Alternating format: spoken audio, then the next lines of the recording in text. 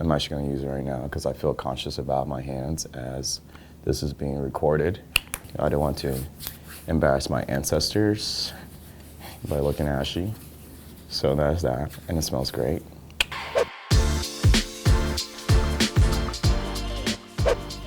Hi, my name is Moyo. I'm a mixed media creative here in Austin.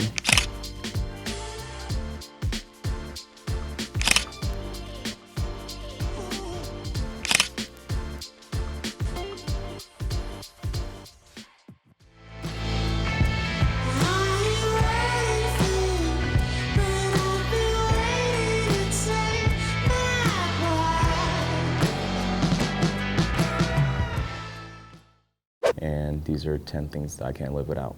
So I think the first thing is everyday tool is a pen in some form or fashion. So I have varying types. I love these. So these, every time I go to a restaurant around town, whatever group that's like open up some new restaurants, they have these pens. And I always take one from there. So shout out to them for making this choice. And I have like my really kind of nicer, fancier one that actually doesn't really leave the house. I kind of keep it at my desk only because it's made out of brass and it costs way too much and I should pay for it. And then fat marker, so I can be like Virgil and draw on things large and big. So that's that pen. Second thing is, because it's winter, lotion.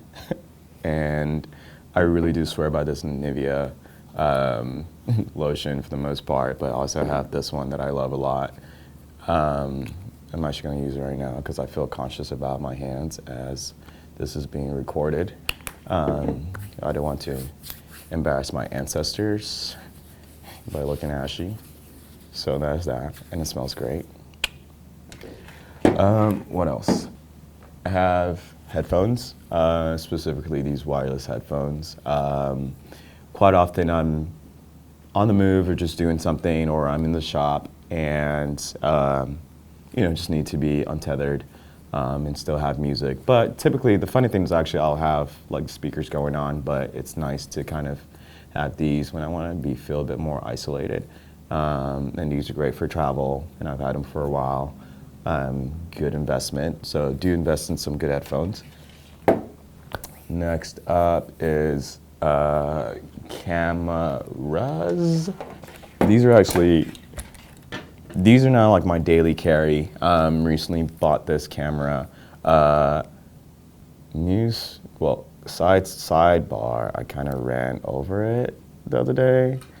I know, sometimes I'm not the brightest, but, and so my screen is now cracked, which is a little bit unfortunate for the most part, but at the same time, maybe not so much, because now it's kind of like a nice little constraint where it still works perfectly, but now it's kind of like this analog digital camera altogether, so maybe I'll fix it, maybe I won't. Sometimes it's nice to work with constraints. I also have this film one that I just picked up the other month, and I like it. It's autofocus and everything. So it's still pretty much a point and shoot. I do shoot with some other film cameras that are fully manual, but this is kind of nice just to throw in the bag and just walk around and take a photo every now and then. So yeah, let's see, little Osmo, little simple gimbal action thing. So enough to be dangerous and creative as I go on the move. That's pretty important. Next up are these. These are my hard drives, which we all kind of live and die by as creatives. But more importantly, these are my favorite because these are solid state, really tiny, really small. This one's a 1 terabyte. This one's a 2 terabyte. I love them because, as you know, when you're just on the run or you're shooting, just moving files around, time is literally money, and these are so clutch. I really swear by these. And a good friend of mine just recently bought them, and she was like, they transferred over in a couple of minutes, and it's minutes versus hours right there. But yeah, these are my drives. Quite often I'm always on the go, but it's good to be able to have a place to save, keep files, content, projects as I go. And next thing is some version of computing or iterating, so a notebook. Funny enough, I've actually kind of limited my use of notebooks. Before I used to actually draw and sketch everything down, but now I've introduced a new constraint of just like kind of figure it out on the go. And doing minimal sketches. So because I found myself just drawing so much, which is still a great exercise, but then I was like, wasn't really doing anything with it. So it's kind of like over Pinteresting or something like that. So, but I will say that I am such a really big fan of an iPad, which is great. And in some instances, it's like substituted a laptop when I'm going on like shorter trips where I know I can still get work done. Kind of like a bonus thing is like I would say is Lightroom. Using Lightroom on here is great. It's efficient.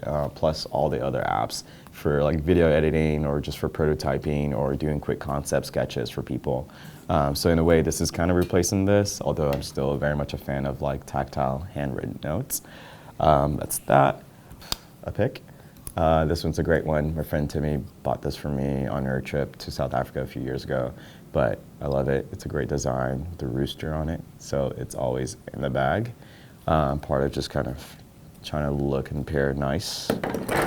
A battery pack, because stay running out of battery all the time, always on the move, but it's good to know that I can get a couple of juices out of this as I go, and it's small, it's nimble. The other things that like I cannot live without are these like jewelry and these rings, more specifically this bracelet. I've had it for like 3 or 4 years now. Bought it on a trip overseas, and it's just been part of my daily routine, and just things like a thing that I do where I put on the rings after taking a shower or whatever, and it just kind of grounds you, right? It's like there are these weighted elements that are on my hands. So that's that. The other thing is this, the hat. It's been part of my routine now. It's not just a fashion statement or anything like that. I think a lot of people are like, oh my gosh, you wear that hat so well, but I'm like, well, I sincerely believe that most people and anyone can really wear a hat, because I think it's about your confidence in the hat. At first, when I started wearing a hat, I was so aware of the hat that I was like walking around like this, but after a while you grow into it, and I think it signifies you growing into yourself to where it becomes a part of you, so you can walk around confidently without like always being aware of this thing on top of your head. And then the last thing is this jacket. Even in 120 degrees weather, I will wear this jacket. It's part of my madness. And I love it because, one, I'm always cold, so that's one. And just kind of like through trips and through anything, this is like, it just becomes part of my routine, even at airports. Like I know that, like for instance, this sets off the alarm every single time, so I will quickly just like remove it and tuck it into like one of the inner pockets. And these inner pockets are great because I can store so many things like batteries and whatnot, especially when I'm on shoots or even just working in the studio. But I really do love this jacket. This is actually my second version of this jacket. The first one I wore and I still love, has holes on it, so it has a lot of character, it tells a story. And I probably wore it to like, I wore that jacket to like, probably like 80% of all the trips I've taken in the last like 5-6 years. And it's served me really, really well, but sometimes you just want something a little bit fresh and new. So yeah, I think that concludes the things that I can't live without. Thanks. My name is Moyo, and these are the 10 things I can't live without. If you want to follow along on my journeys, you can find me on the gram at Moyo2K, and out here in these streets.